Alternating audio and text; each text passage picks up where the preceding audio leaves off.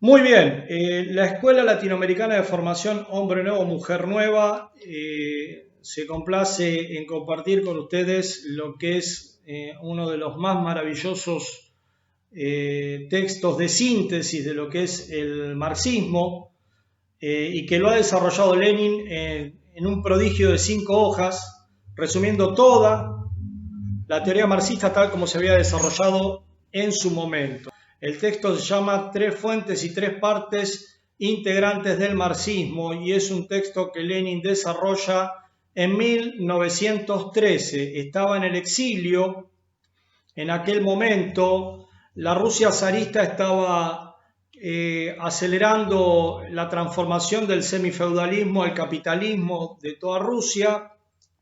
El partido bolchevique venía del duro golpe de la contrarrevolución del 5 y los tambores de la guerra, de la Primera Guerra Mundial, que empezaría en 1914, estaban sonando ya. En Rusia había hambrunas, producto de este acelerado desarrollo del capitalismo con inversiones extranjeras, y en ese marco había que consolidar al partido bolchevique.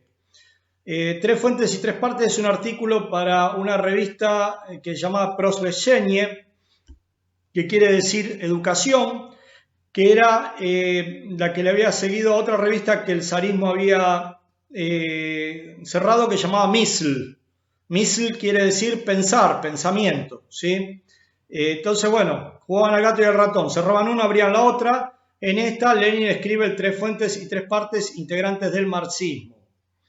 Un excelente texto para introducirse al marxismo, para conocer el ABC del marxismo, que ustedes pueden profundizar con otro texto que es el Karl Marx breve esbozo histórico, ¿sí? Que lo hizo para un diccionario filosófico, donde mete toda la doctrina, pero acá es un poco más largo, 25 páginas, 20 páginas debe tener. Pero para arrancar, el Tres fuentes y tres partes es un texto ideal, ¿sí? Y vamos a ver que la primera frase que nos impacta es: la doctrina de Marx es omnipotente porque es verdadera, ¿sí? Una frase muy fuerte, una frase que en Lenin tenía toda la potencia de alguien que había estudiado profundamente el marxismo, ¿sí? ¿Con qué arranca Lenin este texto? Dice que, bueno, que el marxismo, al igual que hoy, es duramente atacado y que, lejos de ser un pensamiento sectario que haya surgido, vaya a saber de dónde, dice que surge de lo más avanzado del pensamiento de su época. Digo, cada una de las cosas que yo les planteé en este Tres fuentes y tres partes, hoy está siendo duramente atacado, y hoy está siendo atacado por gente que se plantea marxista, ¿sí? Que no es que te dice, mira, yo soy un reaccionario de derecha, fascista, odio al marxismo. No, te dice, no, yo soy marxista, pero eso no es así, ¿sí? Y vamos a verlo porque Lenin en 1913 nos da una visión comprensiva del marxismo, abarcadora, en 5 paginitas que vamos a compartir con ustedes, y después vamos a ver cómo eso tiene que seguir avanzando, porque el marxismo es, fue y será un proyecto de investigación, ¿sí? No ha acabado, nunca ha acabado. Lamentablemente, producto de las persecuciones, torturas, asesinatos, proscripciones, quema de libros, en el siglo XX no pudimos meternos a profundizar, pero bueno, en el siglo XXI, si no lo hacemos, no vamos a poder reconstituir una oleada revolucionaria como necesita este planeta, ¿sí? Y lo que va a decir Lenin es: la doctrina de Marx es omnipotente porque es verdadera. Es también un documento, porque hay compañeros y compañeras que plantean que Lenin, para esta época, había dejado la visión materialista y que ya se había vuelto más relativista. No, en absoluto esto fue así, y este texto es un documento de esto que les voy diciendo, ¿sí? La doctrina de Marx es omnipotente porque es verdadera, todo lo puede. En realidad, en cada esfera del saber donde se penetre con la metodología marxista, podés lograr muchísimo más que con cualquier otra metodología, y efectivamente la ciencia se va volviendo cada vez más dialéctica a medida que va avanzando. Bien, Lenin entonces, como les decía, del marxismo va a decir que es continuación directa e inmediata de las doctrinas de las más grandes figuras de la filosofía: la economía política y el socialismo. No viene de la nada, viene de lo más avanzado del conocimiento de su época. Esto es lo que va a plantear Lenin. y va a decir entonces, refiriéndonos a las fuentes, el texto se llama Tres fuentes y tres partes, va a decir que el marxismo es el sucesor de la filosofía alemana, la economía política inglesa y el socialismo francés. Tres fuentes: filosofía alemana, economía política inglesa y el socialismo francés. ¿Y qué va a decir? Que la filosofía del marxismo es el materialismo, en contraposición al idealismo alemán. De Hegel toma la dialéctica. Aplicado al estudio de la sociedad humana surge el materialismo histórico.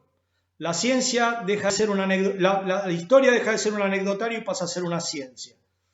El materialismo histórico plantea la seriedad de la economía en el devenir histórico. Entonces, Marx durante toda su vida se dedica a profundizar en el tema económico. Esa fue su especialidad. Explica la base sobre la que se alza la superestructura política, la superestructura estatal, filosófica, ideológica, jurídica. Bueno, toda esa superestructura se alza sobre una base económica. Los conceptos clave van a ser valor, plusvalía, capital. Y el socialismo, partiendo del materialismo histórico, descubre la lucha de clase como motor de la historia y el rol de la clase trabajadora como sepulturera del capitalismo. ¿Sí? Esto van a ser las tres partes del marxismo: filosofía, economía política, socialismo. ¿Sí? Y esto es lo que va a profundizar de manera magistralmente reducida Lenin en este texto. ¿Sí? Y entonces vamos a ir con la primera parte, la filosofía. ¿Y qué va a decir Lenin? Que la filosofía de marxismo es el materialismo. ¿Y qué significa ser materialista en filosofía? Básicamente preguntarse si fuera de nosotros existe una realidad. Primer punto. Dos, si esa realidad es cognoscible. Porque vos podés decir que hay una realidad pero que no la podés conocer.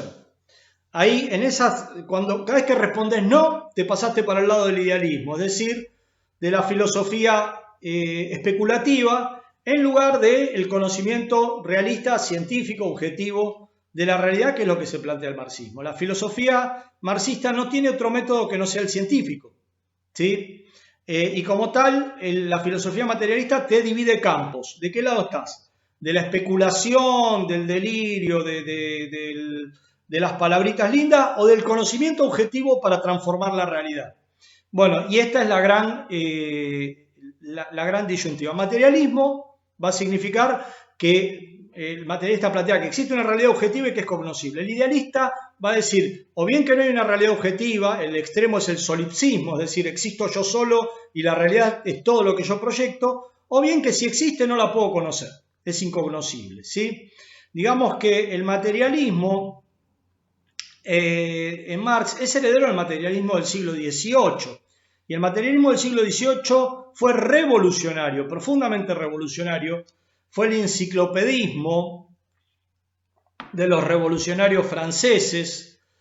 Fue un materialismo que luchó denodadamente contra todo lo que era el clericalismo medieval, los prejuicios medievales, todo lo que era el feudalismo y sus sociedades de castas. Contra todo eso luchó el materialismo del siglo XVIII, pero era un materialismo mecanicista todavía.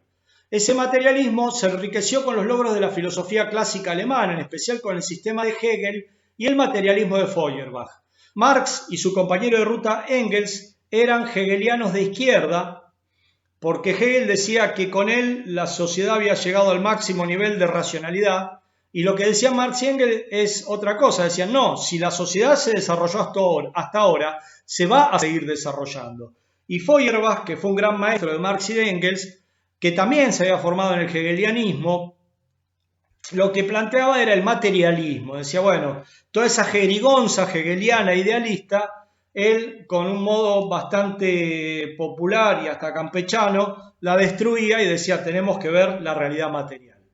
El principal logro de Hegel, sin embargo, es la dialéctica, es decir, la doctrina del desarrollo en su forma más completa, profunda y libre de unilateralidad, la doctrina acerca de lo relativo del conocimiento humano, que nos da un reflejo de la materia en perpetuo desarrollo, ¿sí?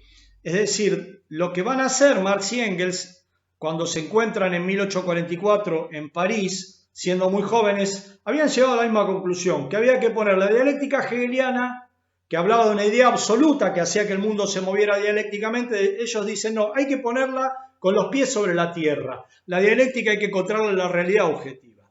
Y dialéctica es un modo de ver el desarrollo, la evolución, de manera muy plástica, muy dinámica, muy contradictoria, ¿sí? Y es lo contrario de la visión metafísica, que divide entre blanco y negro, entre sí y no, entre, digamos, que no ve los saltos cualitativos, que no ve las contradicciones. Todo eso es el pensamiento metafísico. Y ellos lo que hacen entonces es desarrollar el materialismo dialéctico, ¿sí? Es decir, ver la realidad en su desarrollo. ¿Qué es lo que va a hacer posteriormente Marx y Engels? Marx aplica el materialismo al estudio de la sociedad humana. Nace el materialismo histórico.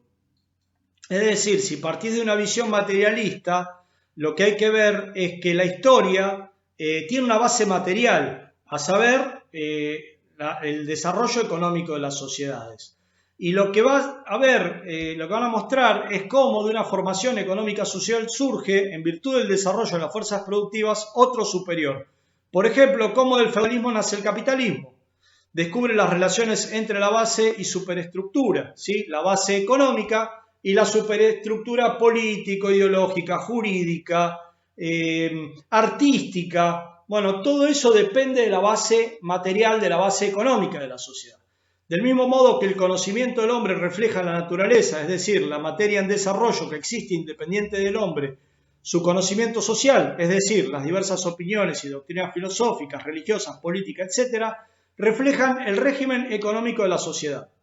Las instituciones políticas son la superestructura que se alza sobre la base económica. Es decir, con este descubrimiento Marx y Engels transforman la historia de un anecdotario de revista paparazzi, de revista cara, de qué rey se casaba con qué reina, digamos, y toda una visión desarticulada de la historia la transforma en una ciencia donde lo que dice es hay que ver lo que está pasando en la base económica para entender los fenómenos políticos, ¿sí? Por supuesto, duramente atacado, esto hoy es mecanicista, hoy se dice que es eurocentrista y toda una serie de cosas muy feas, pero en realidad el materialismo histórico es un gran descubrimiento que todos los días sigue demostrando su vigencia, ¿sí? La base económica es la que permite entender qué es lo que está sucediendo en la superestructura de las sociedades. No de un modo mecánico, sí de un modo dialéctico, sí de un modo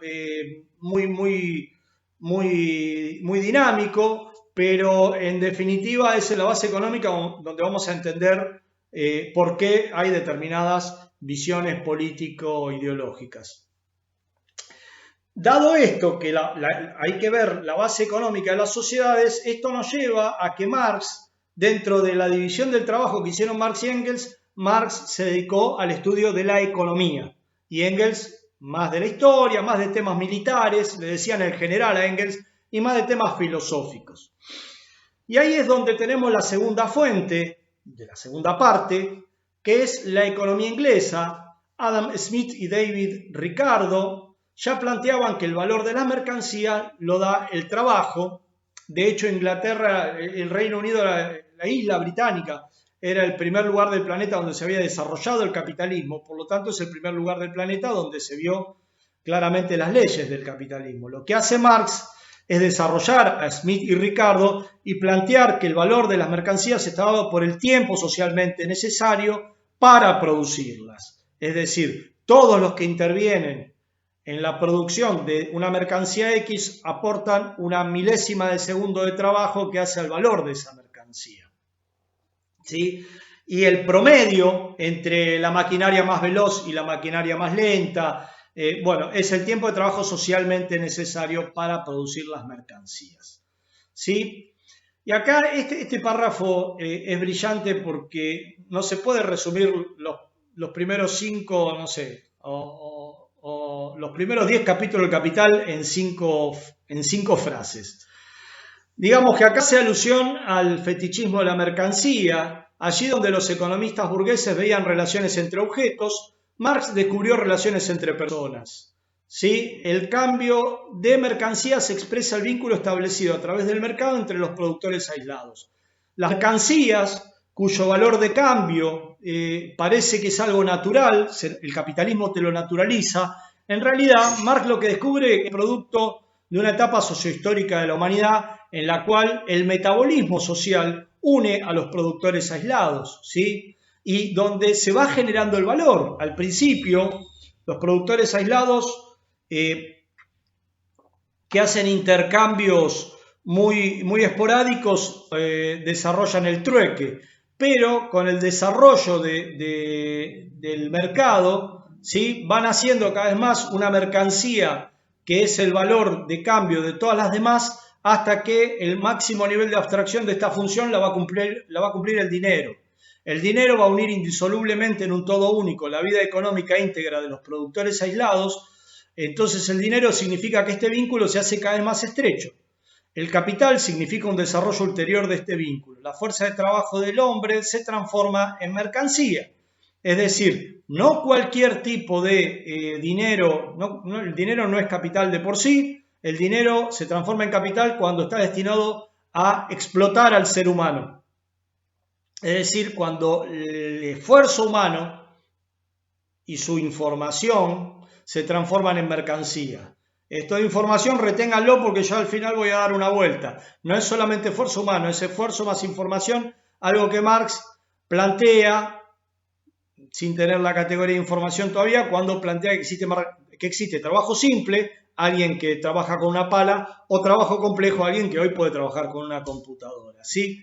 Entonces, el capital en su desarrollo va acumulando plusvalía, o sea, se desarrolla a partir de extraer, de robar al obrero. Es un robo organizado, es un robo legalizado, es el robo del capital a través de la obtención de plusvalía. La plusvalía, va a decir Lenin en este texto, que es la piedra angular del marxismo. Yo les explico, la piedra angular en arquitectura es aquella que le da coherencia a todo el edificio. A partir de la piedra angular uno empieza a hacer todo el edificio. Y la plusvalía es cuando precisamente el trabajo humano se transforma en mercancía y se define porque el obrero asalariado vende su fuerza de trabajo al propietario de la tierra, de la fábrica o de las herramientas, emplea una parte de la jornada en cubrir los gastos de sustento suyo y de su familia, salario, durante la otra parte de la jornada trabaja gratis, creando para el capitalista la plusvalía, fuente de la ganancia, fuente de la riqueza de la clase capitalista. Ahí ven un cuadrito donde está la tasa de plusvalía. Si un burgués obtiene 20.000 de plusvalía y paga de salario o capital variable 20.000, la tasa de plusvalía va a ser del 100%, ¿sí? Esto es lo que define Marx genialmente en El Capital. Entonces eso quiere decir que el trabajador va a trabajar 4 horas para su sustento y 4 horas para que el patrón lo siga explotando, ¿sí? Digamos que esto hace que el capital cada vez se concentre en menos manos y esto tiende a la concentración y centralización del capital cada vez en menos manos, ¿sí? Y ahí surge uno de los descubrimientos, de los gloriosos, impresionantes descubrimientos de Marx, que hoy se sigue demostrando con una exactitud cronométrica, que es la tendencia histórica del capitalismo. Cada vez el capital se concentra en menos manos, tendiendo hacia el monopolio. Digamos que en esta etapa de la humanidad hemos llegado a la brutalidad de que un 1% tiene el 50% de la riqueza, no sé, por ahí tendremos otros datos por ahí, una bestialidad lo que ha desarrollado el capitalismo. Y lo han hecho por el golpe ideológico que nos dieron desde los 80 hasta ahora, ¿sí? Es decir, hacernos renegar de nuestra teoría, impedir que nuestra teoría se desarrolle a las nuevas generaciones. Como las nuevas generaciones no abrevan el marxismo, cada vez la explotación sigue, por lo menos en Occidente, ¿no? Cada vez más el capitalismo sigue avanzando. Entonces tenemos ahí la tendencia histórica. Lo que hace la tendencia histórica es desarrollar cada vez más brutalmente la contradicción fundamental del capitalismo. La producción es cada vez más social y la apropiación es cada vez más individual. pónganse a pensar, yo estoy teniendo acá un mate, ¿sí? Bebida argentina, para hacer este plástico, ¿cuántos cientos de manos de trabajadores han tenido que pasar desde el que extrajo el petróleo hasta el que en una planta destiladora lo destiló, pasando por el que lo llevó por el caño que deriva el petróleo, hasta el que fabricó el plástico, hasta el que fabricó el color verde, el tono verde, hasta el que moldeó esta pieza. ¿Cuántos trabajadores han tenido que pasar? La producción es cada vez más social, mundializada, pero la apropiación es cada vez más individual. Y esta contradicción fundamental del capitalismo es la que, digamos, no puede resolver sino a través de la guerra, de la muerte, de la destrucción de la humanidad y del planeta, y es la que hace que, la que solamente puede resolver el socialismo, la revolución socialista. Bien, ahora bien, al hacer a los obreros más dependientes aún del capital, el régimen capitalista crea una gran fuerza de trabajo asociado. El capitalismo ha triunfado en el mundo entero, pero esa victoria no es más que el preludio del triunfo del capital sobre el trabajo, ¿sí? Es decir, nos ponen a todos de un mismo lado y ese metabolismo mundial, ese capitalismo mundial, esa globalización mundial cada vez va preparando la fuerza de lo que va a ser su sepulturero, la clase trabajadora. Por supuesto, de la mano de una teoría o de una doctrina revolucionaria para acabar con el poder del capital. Y ahí es donde surge la tercera fuente, la tercera parte integrante del marxismo, que es el socialismo. Es decir, la visión de que tiene que haber una fuerza social que destruya estas contradicciones, tomando el poder y construyendo el poder socialista, ¿sí? El poder de los trabajadores, el poder de las grandes mayorías.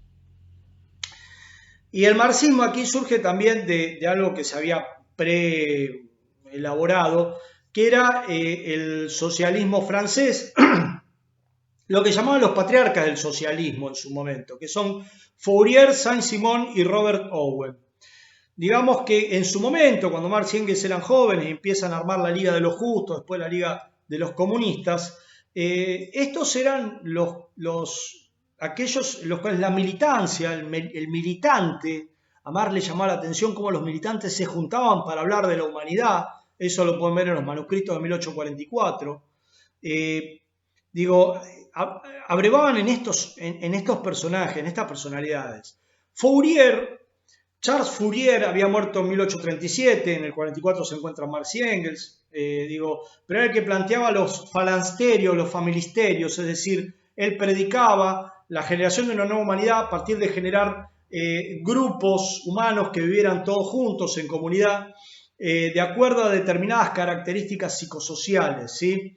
Charles Fourier es uno de los precursores de la psicología social, de alguna manera, y planteaba eso. Bueno, que armando falansterios, familisterios, íbamos a generar algún día una nueva humanidad. Acá en Misiones hubo un familisterio a la manera de Fourier. Saint-Simon era un conde, el conde de Saint-Simon, un tipo que renuncia a todas sus prerrogativas condales y se dedica a predicar una manera de socialismo que era la idea de unir a las clases productivas en contra de las clases parasitarias. Es decir, unir a los industriales, decía él, con los trabajadores, con las clases agropecuarias, para acabar con todo el feudalismo. Saint-Simon fue un avanzado para su época. Ya había visto que en la Revolución Francesa había una lucha de clases, lo cual era mucho para su época, y había planteado también cuestiones en relación al feminismo, había estado también combatiendo en la lucha de independencia de Estados Unidos. Murió pobre, pero contento y digno, ya que fue un militante durante toda su vida. Y Robert Owen estuvo a un pelito de descubrir la teoría de la plusvalía. Él era un señor muy rico que tenía un gran fondo de producción de lana y se daba cuenta de que pese a que las maquinarias seguían avanzando y ellos obtenían cada vez más dinero, los patrones, los obreros vivían igual que hace 50 años. Entonces empieza a desarrollar una metodología cooperativa. Robert Owen, que era en las cortes europeas, era como una especie de ser muy divertido. Cuando empieza a hacer la comunidad de New Lanark, pasa precisamente a ser visto como un tipo peligroso y pasa a ser irradiado. Digamos que es el creador de los jardines de infantes, uno de los padres del cooperativismo, y que sus obreros empezaron a dejar el alcohol ahí en la comunidad de New Lanark y a desarrollar un montón de elementos de vida comunitaria. Robert Owen también perdió su fortuna, pero bueno, fundó las bases del pensamiento cooperativista. Estos son los patriarcas del socialismo. ¿Cuál era la dificultad de los patriarcas del socialismo? Bueno, ellos no podían descubrir las leyes del desarrollo capitalista ni señalar qué fuerza social está en condiciones de convertirse en creadora de una nueva sociedad, ni la fuerza social que la haría posible. Es decir, ellos creían que iban a predicar un mundo mejor y que los burgueses iban a aliar con los trabajadores e iban a crear ese mundo mejor. Por eso son utópicos.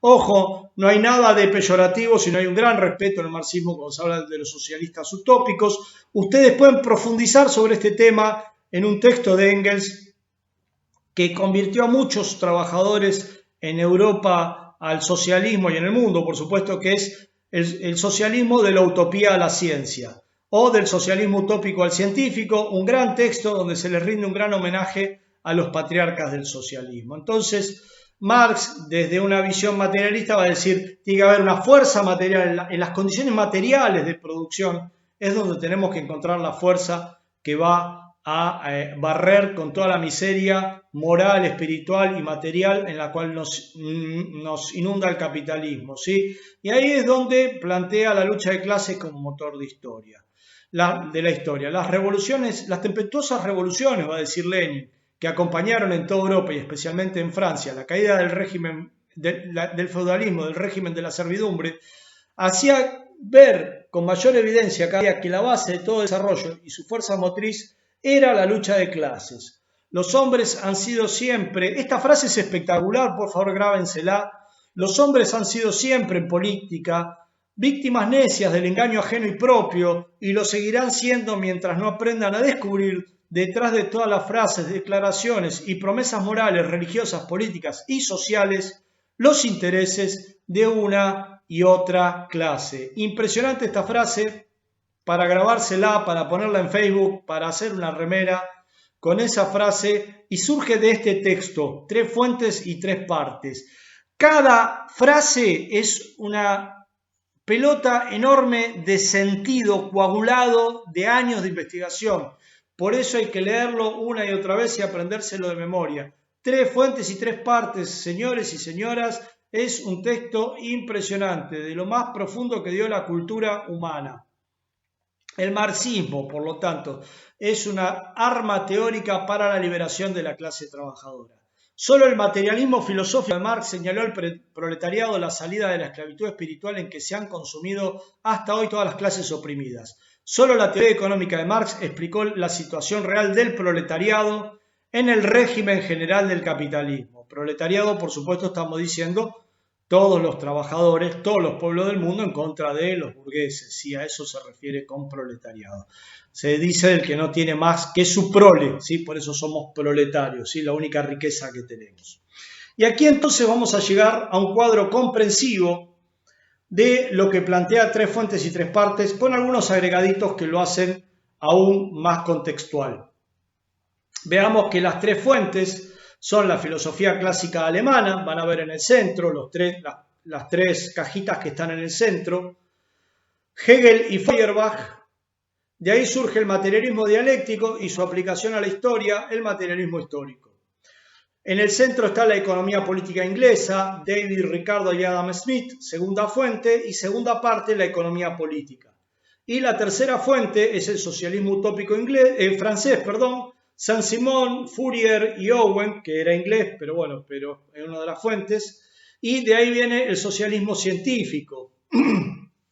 Pero aparte hay que ver un contexto de luchas obreras, de las luchas de la clase obrera, después de que en 1789 la Revolución Francesa, la Revolución Burguesa, viniera con el ideal de libertad, igualdad y fraternidad, prontamente se vio que era una nueva forma de opresión la que ofrecía la burguesía, y está la lucha de los obreros de Lyon en 1831, la lucha donde se destruyen las máquinas de hilado y donde los obreros toman la ciudad de Lyon por breves días.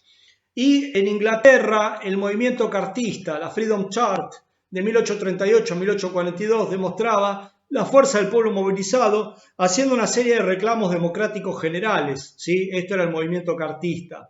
Y esto también forma parte del fermento donde nacen las ideas marxistas.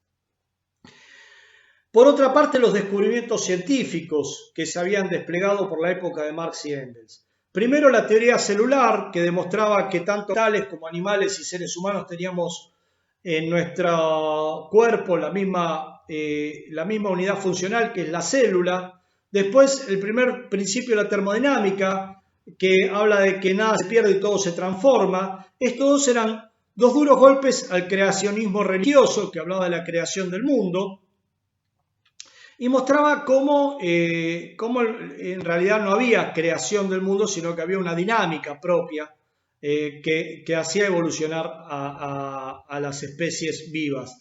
Y por último, la evolución de las especies, que llega ya tardíamente, en 1859, cuando ya Marx y Engels estaban desarrollando esta visión de que lo que había que buscar era la evolución en el mundo real y no en el mundo de la idea absoluta, como decía Hegel.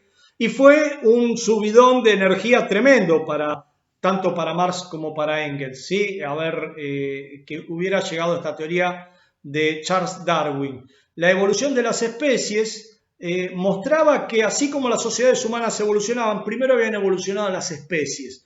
Y digamos que todas estas teorías avalaban el pensamiento marxista, ¿sí? Ahora bien, hasta aquí llegamos a un punto. Yo aquí, permítanme 5 minutos para plantearle, pese a que estamos haciendo un ABC del marxismo, que el marxismo es un proyecto de investigación, como ya les dije, y ese proyecto de investigación está trunco. Está trunco. Desde el siglo XIX hasta ahora han habido cambios, avances que no se han incorporado en el marxismo. Fíjense ustedes que acá dice primer principio de la termodinámica. Bueno, precisamente lo que nunca pudimos integrar es toda la deriva que vino a partir del segundo principio de la termodinámica, que dice que el universo está constantemente en degradación, entrando en entropía. El segundo principio de la termodinámica es ineluctable, todos vamos a morir. Pero en el planeta Tierra hay una isla donde se crea orden, organización, donde las cosas van en contra del sentido del universo. ¿Por qué pasa esto? Bueno, todo eso nos lo fuimos perdiendo, toda esa evolución científica, y toda esa evolución no entró en nuestras categorías científicas, pese a que Lenin nos lo había planteado. Entonces, si la entropía es una medida del desorden, de la desorganización, lo contrario es la categoría de información, y esa categoría tampoco entró en nuestro aparato conceptual. Y ahí nos entramos a perder un montón de evolución que sí hizo el capitalismo y que por eso a finales, en el último cuarto del siglo XX, nos pudo desarticular como pensamiento. Y ahí yo tengo que ir con ustedes a ver que Lenin ya nos había advertido esto. Fíjense el proyecto de investigación que plantea Lenin en los cuadernos filosóficos. ¿Qué dice? Básicamente que lo que hay que estudiar es la historia del conocimiento en general. Y lo dice él, todo el campo del conocimiento, historia de la ciencia, el desarrollo mental del niño, del animal, del lenguaje, de la psicología, porque sabía que por este lado nos iban a desarticular. Eso no se pudo hacer porque realmente fue muy duro todo esto, el avance que hubo que dar. Pero ahí lo que estaba planteando Lenin era precisamente esto, que teníamos que aprender cómo evoluciona el procesamiento de información y por qué evolucionan desde la primera ameba hasta la almeja, de la almeja al rinoceronte, de ahí a la sociedad paleolítica, de ahí a la sociedad feudal, de ahí a la sociedad actual, ¿Por qué evoluciona? Porque lo que evoluciona es el procesamiento de la información. Y sobrevivir en este planeta es incrementar la capacidad de procesar información. Todo sistema vivo que no procesa información se lo come crudo, ya sea la selección natural o la selección cultural. Y en este mundo, para sobrevivir, hay que procesar información mejor que el rival. La clase trabajadora tiene que aprender a procesar información. Y todo eso es todo un desarrollo que se perdió en el siglo XX. En 1947, Norbert Wiener desarrolla la teoría cibernética, cómo la información controla animales, máquinas, ¿sí? Y seres humanos. Y nosotros no la pudimos integrar en nuestro sistema de categorías. Y ahí es donde yo les voy a plantear lo que el Che Guevara planteaba en 1965, cuando yo era un tierno infante de meses apenas. El Che decía que el escolasticismo había frenado el desarrollo de la filosofía marxista y planteaba que había que estudiar el hombre nuevo y la mujer nueva, el ser humano nuevo. En el texto El socialismo y el hombre en Cuba, por favor, véanlo. Y ahí es donde quiero plantearles, ya para ir cerrando, que las tres fuentes y tres partes son una etapa histórica del marxismo. No es algo escrito en el mármol, en el bronce para la eternidad, sino que lo que Lenin nos estaba diciendo es: hasta acá llegamos, muchachos, sigan ustedes. Y es lo que yo, a través de la ELAF, de la Escuela Latinoamericana de Formación, los invito a seguir. ¿Por qué? Porque imagínense que si la historia las hacen los seres humanos, lo que nosotros tenemos que tener es una concepción del ser humano, que el marxismo la tiene, pero está muy poco difundida. ¿Por qué? Porque en el lugar donde tiene que entrar la concepción marxista del ser humano entró el psicoanálisis. Y por lo tanto, dado que todo evoluciona en el planeta Tierra, tenemos que llegar al corolario de la concepción marxista del ser humano, que es la visión del ser humano nuevo, del hombre nuevo y de la mujer nueva que planteaba Marx, pero que también planteó claramente el Che Guevara. Y por otra parte, si incorporamos los últimos avances de la ciencia, tenemos que incorporar la teoría del caos. ¿Vieron esto del efecto mariposa? Un pequeño cambio puede producir un gran cambio, ¿sí? Como el clima, por ejemplo, que es un sistema caótico. Y la teoría de la complejidad, que contiene a la cibernética, a la teoría del caos, pero con un nivel de desarrollo superior, y que estudia los sistemas dinámicos complejos y que precisamente vuelve a aquello que decían Marx y Engels: todo lo vivo en el planeta Tierra se desarrolla de lo simple a lo complejo, y hay una relación entre la evolución de las especies y la evolución de las sociedades humanas, ¿sí? Con lo cual ya estamos explicando, no estamos describiendo, estamos explicando por qué hay una evolución, porque hay un incremento en el desarrollo de la capacidad de procesar información.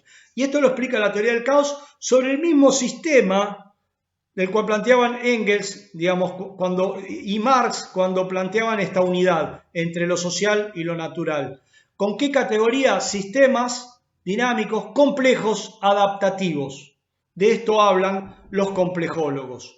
Entonces, lo que los quiero llamar a través de la ELAF, Escuela Latinoamericana de Formación, es a que hagamos una gran campaña de formación, de construcción de cuadros de pensamiento revolucionario que ponga este pensamiento revolucionario a la altura del siglo XXI. Estamos en la era de la información y nuestras categorías filosóficas no pueden dejar de dar cuenta de todas estas cuestiones, ¿sí? Con todo esto se mete el tres fuentes y tres partes. El marxismo es una cosmovisión, no es una caja de herramientas. Si un intelectual quiere hacer una carrera en las universidades del sistema, tiene que decir que el marxismo es una caja de herramientas e ir sacándole parte. No, el materialismo histórico ya no va más porque es dogmático y eurocentrista. No, el socialismo ya no corre más porque se dice científico y eso está mal. Vamos a tomar esta parte del capital y punto. No, en realidad el marxismo tiene una vocación cosmovisiva. Los últimos avances científicos así lo demuestran, y de lo que se trata es de retomar precisamente esta vocación cosmovisiva, reconstituyendo aquello que los clásicos nos habían dado, es decir, unir el pensamiento científico revolucionario con los últimos avances de la ciencia y responder así a todas las variantes del idealismo, aún las que se proponen como marxistas, ¿no? Es decir, poder poner a la altura del siglo XXI al pensamiento marxista. Bueno, compañeros, compañeras, así termina esta parte de presentación de Tres Fuentes y Tres Partes por parte de la ELAF, Escuela Latinoamericana de Formación Hombre Nuevo, Mujer